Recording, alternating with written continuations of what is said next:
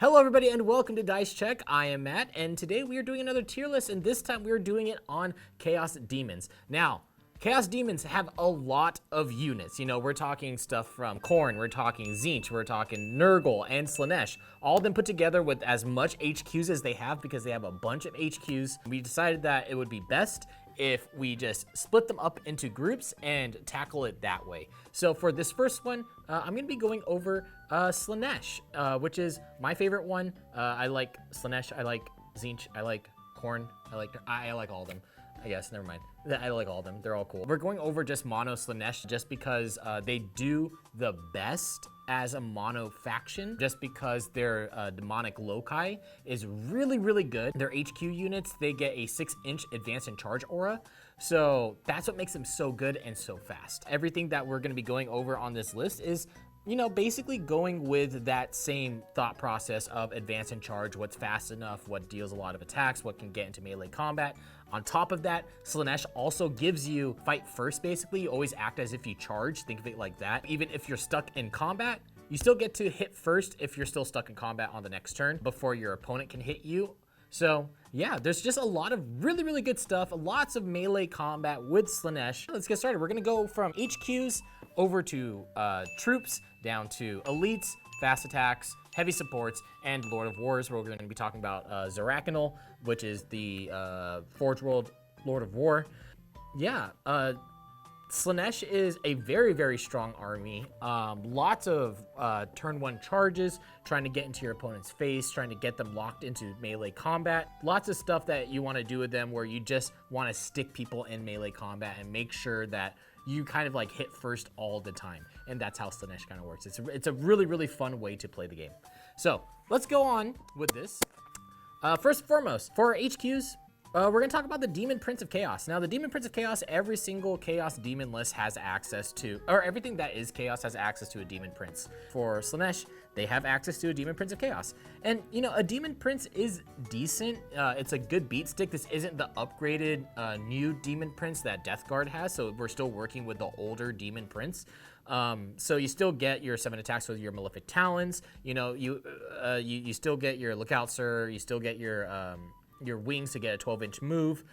You're a psyker, so you get, you know, you can cast a psychic power, deny one, and then you also get like a reroll hit roll aura of ones, and you know, it's fine. He's a decent beat stick, but when we're talking about like a mono SLAANESH army, there's just stuff that does it better. I actually don't think he's that great. Plus he costs 165 points. So, you know, he's not that good, but if you want to bring him, he'll still perform fine. He just won't mesh very well with the army, but I'll put him in B tier just because he is a decent beat stick and he's just a good standalone unit. All right, next up we got Be'lakor. Be'lakor, I don't know why anyone runs fucking Be'lakor. Be'lakor doesn't make any sense to me. This guy's just straight up D tier. I think that Be'lakor is just straight garbage. You get access to 4 psychic powers, I believe from the Hereticus discipline. I don't know why you would ever bring Be'lakor, especially when it costs 220 points for an HQ, takes up an HQ slot. I don't like him. I think that he's absolute garbage. I hope that maybe he'll get better now that they've released that they're gonna be redoing the model. So hopefully he gets a new data sheet and maybe he'll be better next time. But so Be'lakor does get access to Death Hex, which is nice. That's pretty much it. He's just 220 points and he takes up an HQ slot. It's not worth it. Next up, we have the Herald of SLAANESH. Herald of SLAANESH, you know, it's decent. You get +1 to your strength. You know, she's very cheap. So if you just want to put in like an HQ slot, or if you want to fill out a detachment, then you could just put her in and, you know, you get your HQ detachment. But honestly, what we're looking at here is that a lot of our HQs, we have very, very key HQs in SLAANESH. So when you take up one of those slots, it doesn't make sense because you could put in something else that's better, right? So that's why Herald of SLAANESH is going to go straight into the C tier. She only gets 1 psychic power. She, you know, at least she gets Lookout Sir, but yeah, not that great. Only moves 7 inches. You get +1 to your strength, but you have other HQs that do it and give you better stats. So that's why she's going straight into the C tier. Now, The Mask of Slaanesh, though. Mask of Slaanesh, this boy is an A tier. This guy's cool. Not only is his lore funny, where he just constantly dances and forces other people to dance and makes it so that they have to dance for eternity. He's also a pretty good model. He, she, whatever. They're all what is it called? Androgynous. They're all asexual, whatever they are. But Mask of Slaanesh is good. You get to add 1 to your hit rolls to demonettes. You get -1 to hit rolls for demonettes. You get fallback and charge. There's so much good stuff that you get with him. He also has a 2 damage weapon. The only drawback to the 2 damage weapon is that he only gets 4 attacks. So you only get 4 attacks with a rend on 6 up for the wounds, and then you get 2 damage. Oh no, he only gets 5 attacks. He gets 5 attacks with it. Yeah, that's the con. You know, 5 attacks, 2 damage. It's not that great, but you know, it's fine. You basically bring him to buff up your demonettes, and then you could take your demonettes, you know, you run it with the Mask of Slaanesh, and all of a sudden your demonettes are doing, you know, 92 attacks on hitting on 2s, and they're also -1 to hit. A pretty good combo. I do like Mask of Slaanesh. I think that he belongs in the A tier. Now, a big boy. We're talking about the Contorted Epitome. Contorted Epitome is probably one of the cooler models of the Slaanesh army roster that you have available.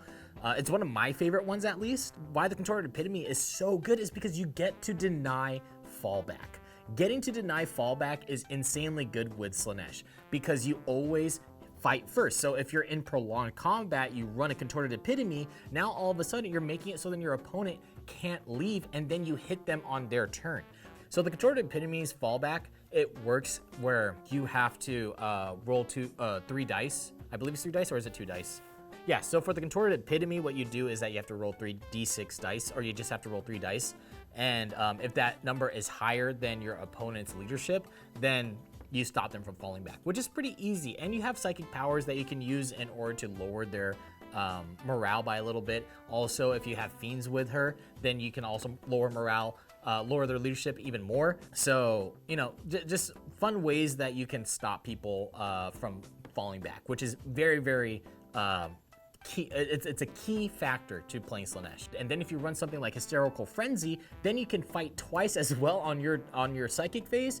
So much shenanigans that you can pull with the Contorted Epitome. But not only that, she also gives off a +1 strength aura. She also has +1 to her psychic test. She can attempt and deny 2 psychic powers. You know, she gets 8 attacks +2 attacks with her coiled tentacle thingies. She's 8 wounds. She gets Lookout Sir. She hits on 2s. She doesn't bracket. The only drawback to her is that she costs 210 points. But for 210 points, that's a pretty good steal for getting all of those things. And she gets a 12-inch move. And she gets advance and charge. Amazing model. This is such a good model. If you're running Slaanesh, this is one unit that you want to think about putting into your army. Hey, you guys want to know an army or a unit that you don't want to put into your army? A fucking Herald of Slaanesh on Exalted Secret Chariot. What a mouthful of garbage. This unit, I don't like this unit. Just because it brackets, and that doesn't make any sense. So it has 12 wounds, so it doesn't get Lookout Sir. It brackets very, very heavily. It only has a 4-up save. It just has the demonic 5-up invuln. Its biggest draw is that it gets 16 attacks. But even with the 16 attacks, I don't think it's worth it for its point cost of 130 points plus taking up an HQ slot. Like we've said before, there are better HQs. Why would you run an Exalted Keeper Chariot when you could run a Mask of Slaanesh or a Contorted Epitome instead? Also, 8 of the attacks are AP 0. The Mortal Wound thing, like the charge, on a charge you get to deal mortal wounds. It's pretty bad. Probably never gonna work out for you. Well, it probably will, but it's not like a make or break type of ability. You know, she still gives off a +1 strength aura, but like I said, I don't know why you would bring her when you could bring something like a Contorted Epitome instead. Now, the Herald of Slaanesh on Hellflare. There are so many variants of a Herald of Slaanesh and different Exalted Chariots and Secret Chariots and all the models. It's hard to find the models online and like to find a picture of them because they all kind of look the same. So, but the Herald of Slaanesh on Hellflare, I'm gonna put her straight up into the A tier. And the reason for that is because you get the +1 strength aura like you do with the Exalted one, except that she doesn't bracket, which is really, really good compared to the Exalted Seeker. Yeah, so with your Hellflare, you get 8 attacks with your Ravaging Claws, or you get 5 attacks with your Ravaging Claws. Then you get 4 attacks with your Lashing Tongues, and then on top of that, you get D6 attacks with your Axle. So you get 9 plus D6, and the Axle is ×2 strength. So against T5 units, you're wounding on 2s, which is, you know, pretty decent for a weapon that deals 2 flat damage. You hit on 2s, and then you just never bracket, so it doesn't matter. And also you get Lookout Sir as well. So I think that this unit is miles ahead, way better than the Exalted Seeker Chariot. If you're gonna run a chariot, or like a Herald of Slaanesh, I think that you should run the Herald of Slaanesh on Hellflare. It's pretty good. It's pretty good. The next one that we're gonna talk about is the Herald of Slaanesh on Seeker Chariot. There's so many variations of this. This guy's gonna go straight into the C tier. You get +1 Strength Aura. You do get Lookout Sir, and it also doesn't bracket. But this guy costs 95 points, whereas the Hellflare costs 105 points. And, you know, for just 10 extra points, you just get a better profile. Yeah, I don't think that's worth it at all. That's pretty much it. We're gonna move on from there. Infernal and Raptress, this makes me sad because I love the Infernal Raptress compared to the Contorted Epitome. She is one of my favorite looking models in the entire army. I think that she looks completely badass. I mean, you got this dude that's just like a harp, and this person's playing the harp on like his ligaments. That's badass. But she is straight up in the D tier. This thing is absolute garbage. The Infernal Raptress is like, Slaanesh doesn't have a lot of guns. Lots of Slaanesh is mostly just doing melee attacks or melee fighting. And the Infernal Raptress is a unit that does have a gun. The gun is decent. You get 1 attack. It's Assault 1, where it's Strength 8, -3 damage, or it can be Strength 4, -1 damage or something like that. And you get 6 shots of it. I don't think that it's worth it at all. You do get Lookout Sir, which is nice, and then there's also her buff where if a Psyker does a Psychic test and they roll doubles on their Psychic test, then they get dealt mortal wounds. They actually perils, which is kind of cool, but there's not a lot of people that run Psykers just because of things like Abhor the Witch and you know, you just give up points so easily. Yeah, so I think that maybe in a different meta where it's very Psyker heavy, she might be nice. But as of right now, I don't think that she's that good. If you're gonna bring the Infernal Raptress, you're bringing her because you like her, and that's pretty much it. Besides that, she doesn't really benefit you that much. Also, she's only 4 wounds. The fuck?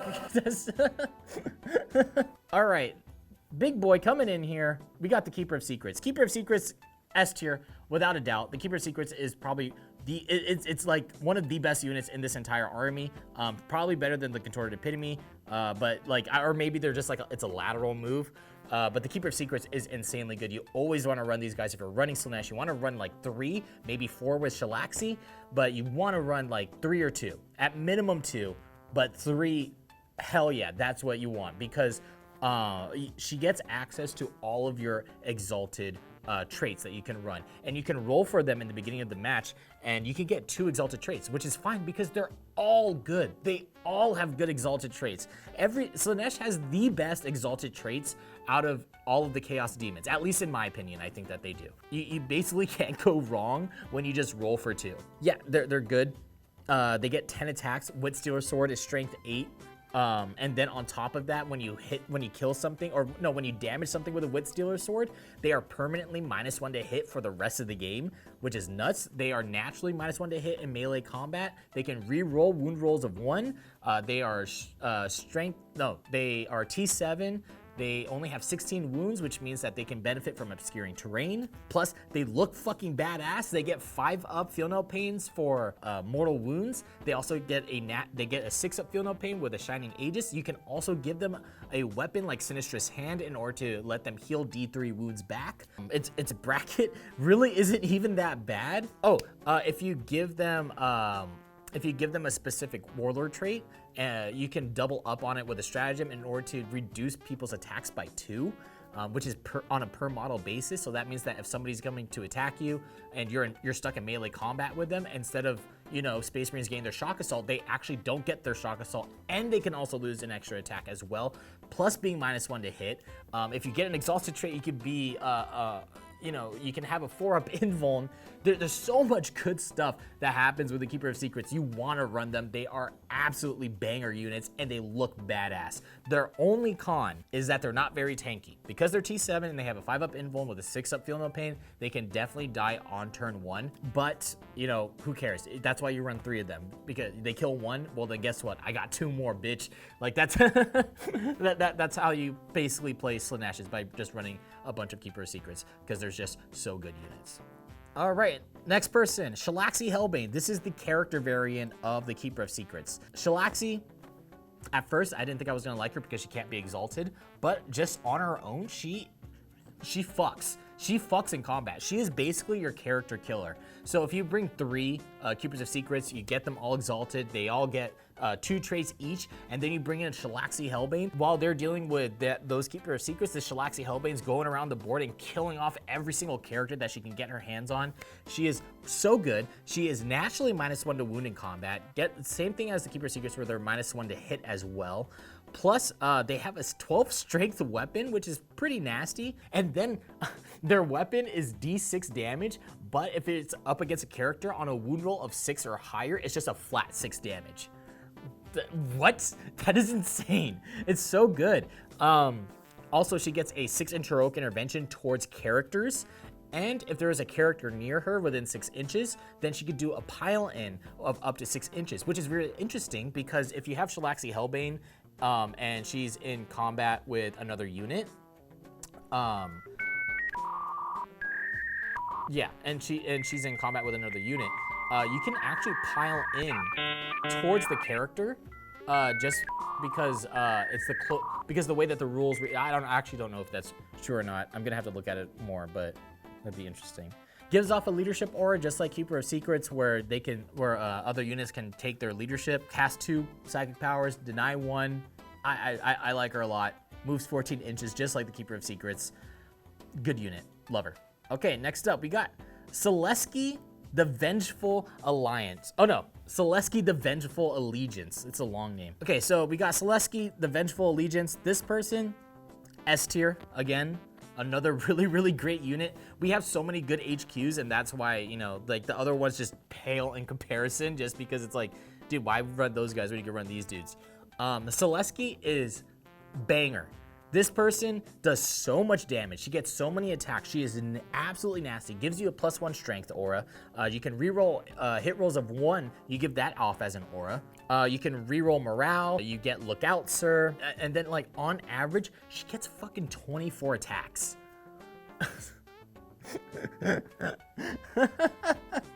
which is nasty. And hold on. Let me pull up her stats real quick.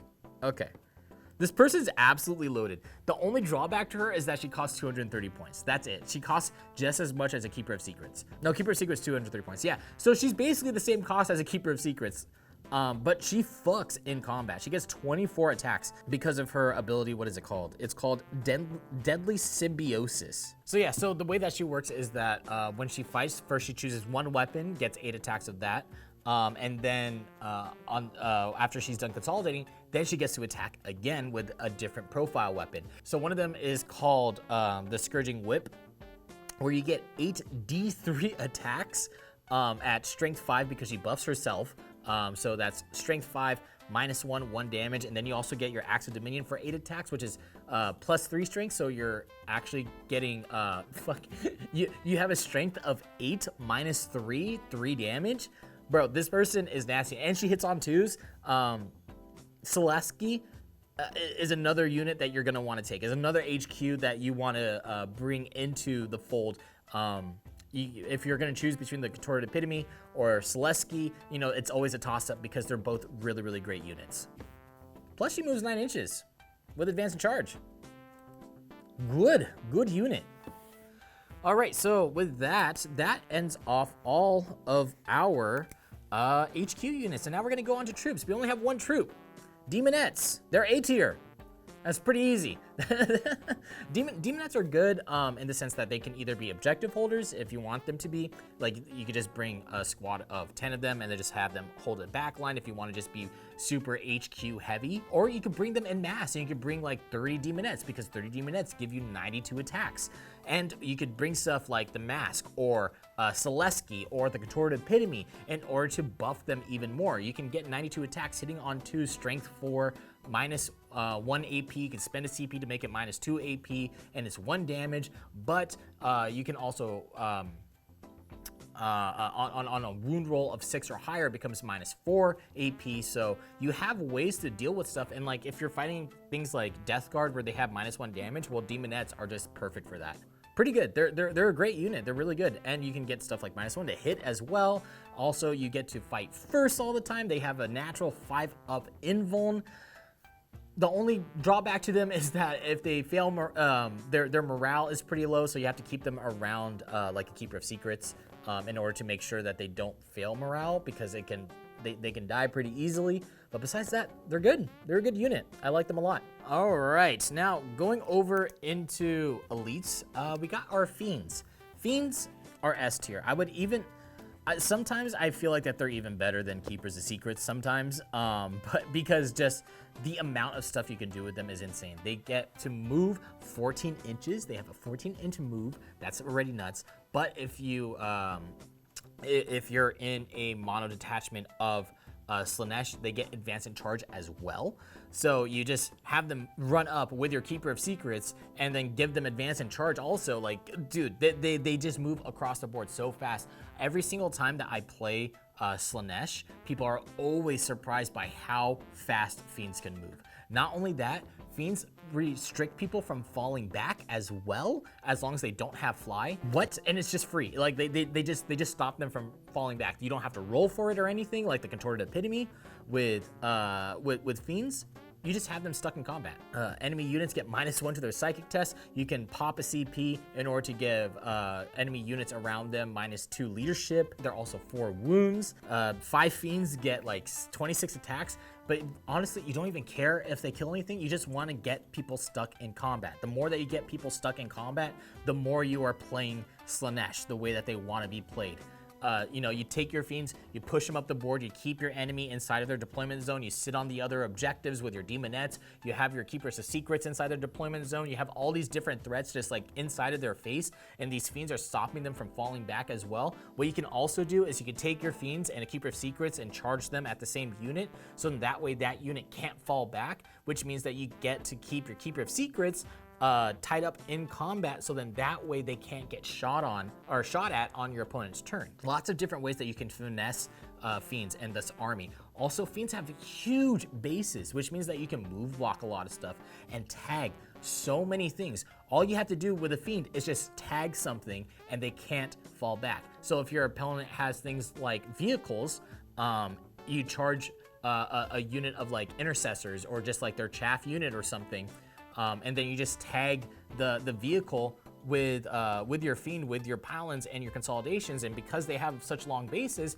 they can definitely get in and tag stuff if your opponent isn't careful with how they've spaced out their army. And all the times that I've played SLAANESH always happens the same way, where I will charge something, I start doing my Paladins and my Consolidations, and I start tying up more stuff and denying them from being able to fall back. And then also on top of that, they also get to just straight up flat 2 damage on their weapon profile, which is pretty good. They also have one that's D3 damage. But yeah, literally on here for cons, I wrote 3 question marks. That's pretty much it. That's the con. 205 points for 5. Pretty damn good. You probably want to bring at least like maybe 15 or 18 or 13 or just a bunch, like 3 units of them. You want to bring Fiends because they just provide you with so much utility. All right, moving on. Those are our elites. On to our fast attack. We have Furies. Furies, I'm going to stick them right into the A tier. Furies are great units in order to do things like, they're a great action monkey, basically. They only cost 45 points for 5 of them. You can get engaged on all fronts pretty easily with them because they move so fast. They have a 12-inch move. They're also infantry, which means that you can sit them on an objective and do stuff like raise the banners, or any type of action that you need, like deploy scramblers. You can definitely do that with them. And then they also have like this really weird ability where if somebody fails morale within 12 inches of them, if they fail morale, an additional unit has to just run. So like if somebody just fails morale and they're just around that area, then, you know, you could just be like, well, instead of losing 1, you actually lose 2. So Furies would actually be a pretty interesting choice with Death Guard, you know, with their Terminators, with their new stratagem where they can deny, or where they can lower somebody's leadership by 4. Might be kind of cool to see that, you know, you can make a lot of stuff right. You can make Blade Guard vets just run for like, and have 2 of them run. That's pretty nasty. What's their con? Their weapon sucks. Next up, we have the Hellflayer. This is another fast attack. This guy's gonna go into C tier. I'm gonna be honest with you guys, the rest of the stuff that's on here isn't gonna be that great. The Hellflayer is definitely a C tier unit. It gets the 9+ D6 attacks, has a 12-inch move. It has 6 wounds. It only costs 80 points, but there's just not enough damage output for it. Plus, it's not a character, so it doesn't get Lookout Sir, which means like it doesn't make sense why you would want to run it. It only has a 4-up save. It's not very tanky. It's probably gonna die. It's 80 points for this model. I don't think that is really worth it at all. Yeah, it's just C tier. Seekers though, when I first saw them, I didn't think that they were that great, but looking into them more, I think that they're pretty decent. I put them into the B tier just because they have big bases. I really enjoy models with large bases just because of how much you can move block, how much stuff you can tag. You have more surface area that you're controlling on the board with large bases.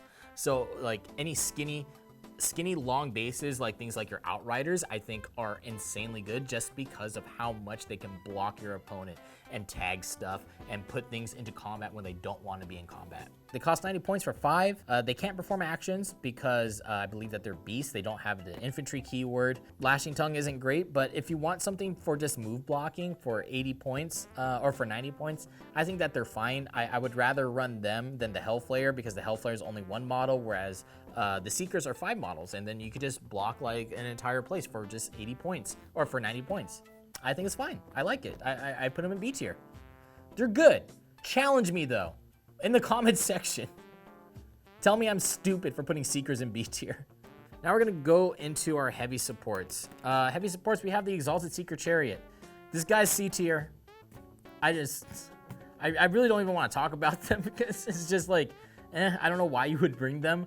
There's just better stuff in this army that these guys just don't really provide. They get 16 attacks, they move 12 inches. It brackets, again, I don't know why. I don't know why you would want to run them. And it doesn't get Lookout Sir with only a 4-up save and a 5-up invuln. It's 12 wounds still. I don't think that's worth it. And then on top of that, we have the Seeker Chariot. I put this one in D tier. It's like basically the same thing. You only get 9 attacks. It has like a 12-inch move. Costs 60 points. If you really want to bring it, you can bring it, but it's just, there's just better stuff out there that you'd want to spend your points on, and I don't see these 2 units being that great when there's other stuff that you can use and there's other stuff that you can put into your roster that will flesh out your roster more and go not only with your theme, but also provide great ways to win the game through like objective scoring. And lastly, for our heavy support, we've got the good old boy, the Soul Grinder. He's gonna go into D tier. The Soul Grinder, like, he has some decent guns. He has a 3-up save, you know, he's T7. He's got 14 wounds, but his ballistic skill and his weapon skill is a 4-up. Only gets 5 attacks. You got no strats or buffs for him. He costs 175 points. He looks cool. He looks like kind of looks like Urgot. That's pretty much all that he's got going for him. I don't like him at all. I think he's garbage. I'm gonna put him in D tier. And finally, we have our Lord of War, Zerakanal. Zerakanal, we're gonna place her right into C tier, maybe in B tier, but I would say C tier for right now, just because I haven't played with her a lot. I think that Zerakanal might be an interesting choice now that Death Guard is out, just because with her weapon, you get to deal just flat 3 mortal wounds on a 4-up for your attacks. When you know, wound rolls a 4-up, which is pretty damn good. She also gets a 4-up invuln naturally, and can heal herself D6 wounds. But she does cost 450 points, is 18 wounds, so she doesn't get obscuring. And she also can't be exalted. She can cast 2 psychic powers, deny 2 psychic powers. She sounds cool on paper, but for 450 points, that is a lot. That is a lot to sink in. 450 points, you could bring 2 Keepers of Secrets. And I feel like that would probably perform better than a Zerakanal. Regardless, she's a cool looking unit. But I don't think that her points cost is worth it at all. But still, it'd be cool to see her on the table. If you guys want to see Zerakanal, let me know. I might, maybe I'll buy her. Who cares? Who knows? Who knows? And with that, we are done. That is Slaanesh.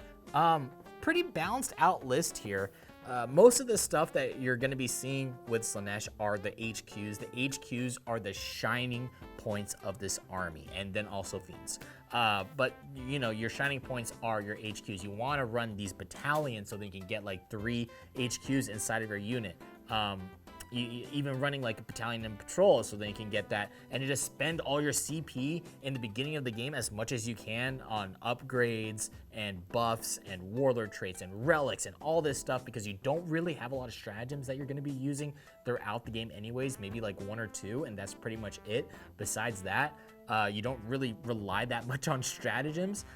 So you just spend all that and you buff your HQs as much as possible, and you sling them across the board, and you just go dumb monkey brain mode. That's what makes Slaanesh so fun. You just move on the table, you go, oh, what's this? I attack, boom, kill. Like that's how Slaanesh plays. But yeah, that's it. Thank you guys for watching. If you guys like this tier list, leave a thumbs up. Let me know what you guys thought about this tier list. If you guys agree, if you guys disagree, maybe you have some pointers that you want to give other players that are looking into getting into Chaos Demons and looking into Slaanesh. Regardless, the next ones that we'll be doing on these on this army, the next Chaos Demons tier list that we'll be doing, I'll be doing it with Demeki. We're gonna go over Tzeentch, we're gonna go over Khorne, we're gonna go over Nurgle, all that good stuff. We have so much more content coming out for you guys, so if you guys want to stay tuned and check those out, please press the subscribe button, hit the bell, press the like button, leave a comment, and leave a comment saying Minecraft, PewDiePie, Poo Pee Pee, Fortnite, Ninja, what? Oh, Gone Wrong. All those good stuff. Put that in the comments so then you know, you can help us out with the algorithm. Anyways, thank you guys, and we'll see you guys on the next video. Bye-bye.